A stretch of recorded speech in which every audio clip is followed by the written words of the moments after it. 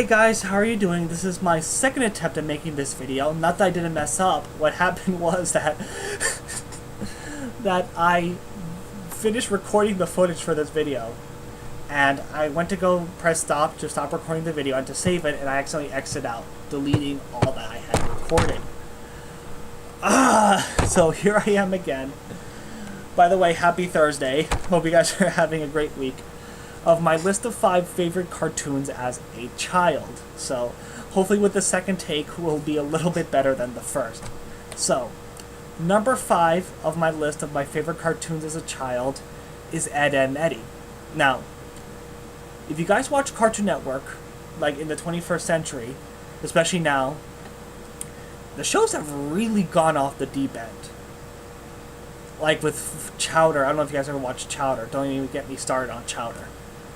And a whole bunch of other shows, and it's just kind of like, wow, Cartoon Network has really gone off the deep end. But one of the shows that was really the start to that was Ed, Edd n Eddy.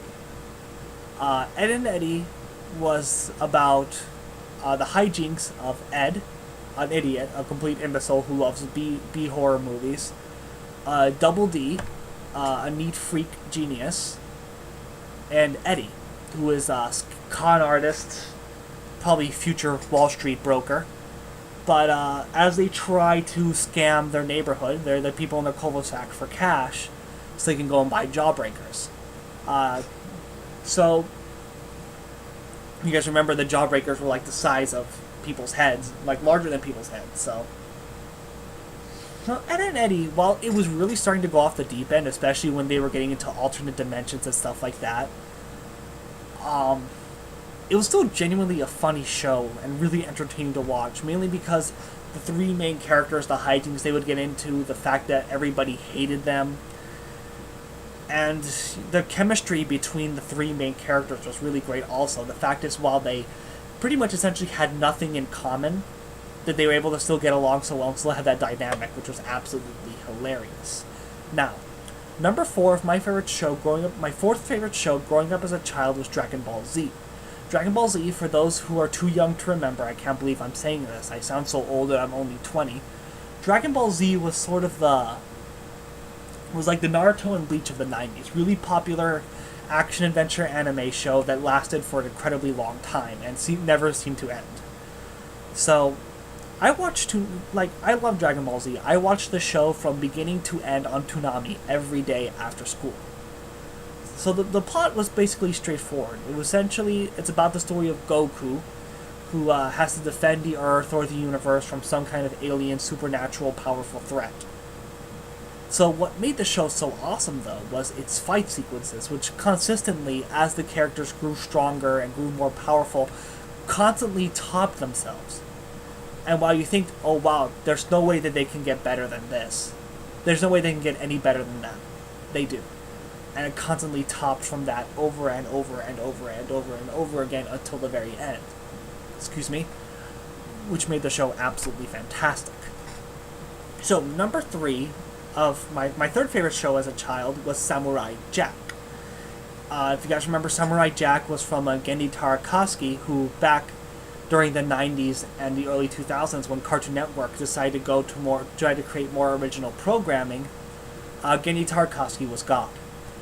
Essentially, he created the Powerpuff Girls, Dexter's Lab.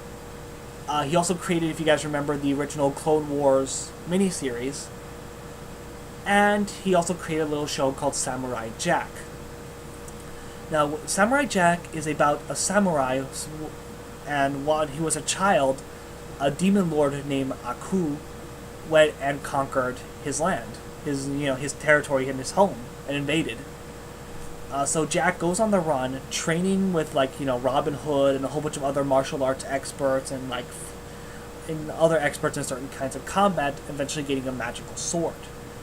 He then confronts Aku, and when he's about to strike the finishing blow, Aku sends him to the future. Now Jack is transported to the future where Aku has taken over, not only the human race, not only planet Earth, but the entire universe. And so the samurai, who on his first encounters on the futuristic Earth gets the nickname Jack, he goes around the land trying to find a way back home, so he can defeat Aku and undo his future. So, what made the show so iconic at first, what made the show so groundbreaking and revolutionary, is its animation design. Samurai Jack was known for kind of not disavowing the black outlines. If you guys know that most standard animations, most traditional animations, characters have like the black outlines, the standard black outlines. But what happened with Samurai Jack was that they didn't. I mean, the stuff that stuff that was colored black had black outlines, but like Jack's samurai garbs, which were white with like the gray at the sleeve, at the end of the sleeve, those were the outlines of the what was white and then the gray. Jack's hair was black, so that had the black outline, but like a tree would have a brown outline, snow would have a white outline. The sword, which was like a clear crystal color, had that color outline.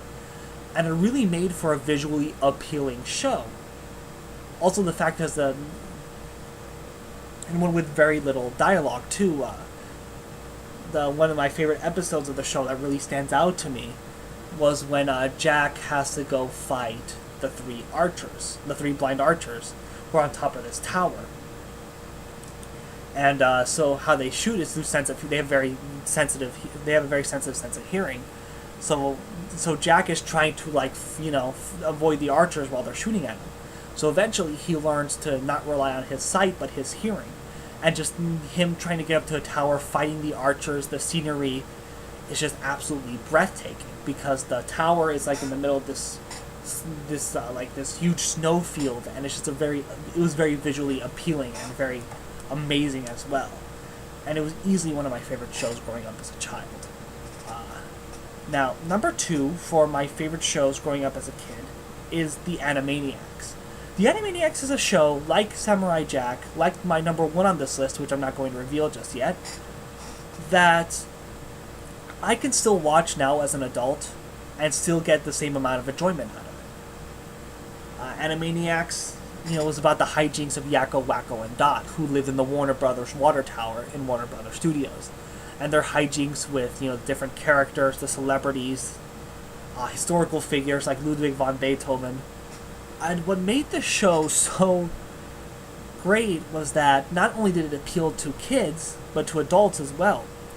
Because while the show definitely had a lot of, wacky hijinks humor, it still had a lot of very adult, subtle humor. Animaniacs was one of those shows back in the 90s that the creators and the writers were like, you know what, let's see how much we can get past the censors before then noticing. And, Animaniacs, there was a lot of adult humor and jokes, but one of the things about the adult humor was that it was very subtle.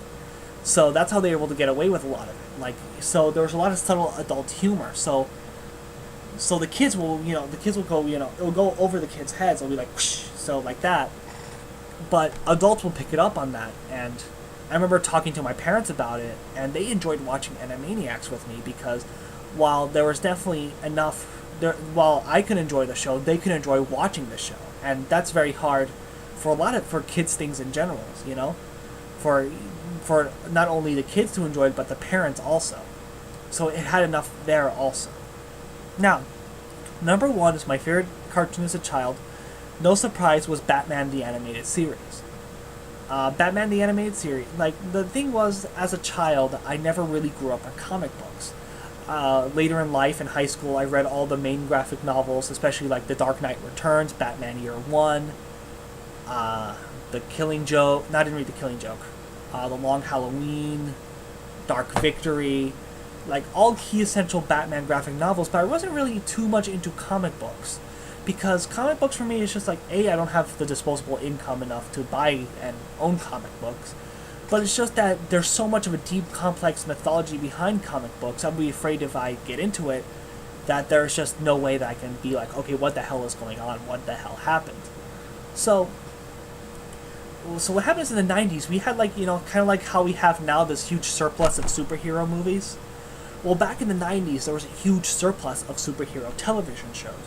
Like X-Men, like Spider-Man, like Superman, and Batman the Animated Series. And which had really really accurate, really spot-on adaptations of their original source material. So for those like me who didn't really read comic books as a child, can still understand the mythology and still understand what is going on in the show. So, what made Batman the Animated Series so effing good was that it was really dark, it was really complex. The voice acting was great. Kevin Conroy to me will always be Batman. As much as I love Christian Bale as Batman, I think he's really good. As much as I think Michael Keaton is an awesome Batman, Kevin Conroy is Batman. I mean, just if I ever read a Batman comic book or ever pick up a Batman comic book, I imagine it's Kevin Conroy's voice coming out of Bruce Wayne's mouth. It's just, he was the one who originally set up the premise that Batman and Bruce Wayne were two different people. And he used two different voices for that role, and it was just great. Of course, you can't count out Mark Hamill as the Joker.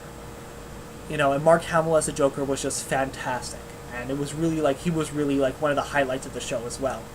And like I said, the show was really dark and really complex and talked a lot about really mature themes. But what made the show so great was that it was able to make these dark, complex, and mature themes accessible to kids, but still didn't dumb it down for adults. So I could still watch a show and enjoy and really get the same amount of enjoyment, even probably appreciate the show more now as an adult, because it still made those themes accessible to kids, and it made it still accessible to adults equally. So, yeah, that's about it. So my list of 5, go over really quick, is Ed, Edd n Eddy, Dragon Ball Z, Samurai Jack, Animaniacs, and Batman the Animated Series. That's pretty much it for today then.